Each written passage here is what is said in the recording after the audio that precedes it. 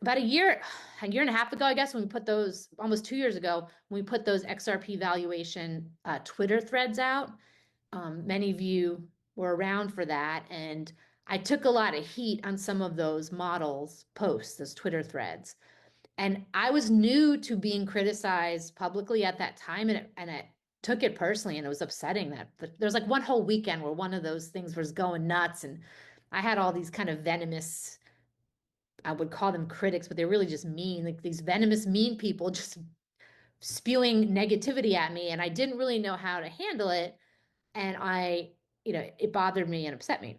But you go through that enough times, you do develop a thick skin, which is valuable in one regard. You find out like people can criticize you all they want. It shouldn't actually change anything in your actual life.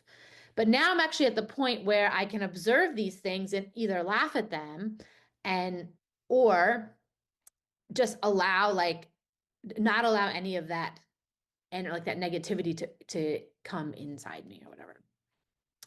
All right. So is everything playing out as we thought? So yes, it does appear that is the case. So I've thought for a very long time that Ripple or XRP and Stellar were kind of split for antitrust reasons.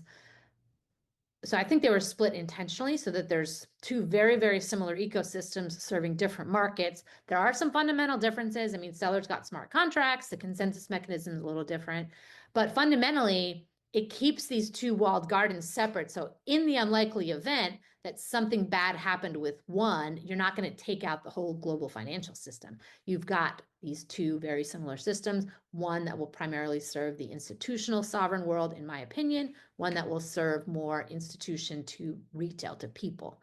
And they serve the very different use cases, work equally, similarly quickly,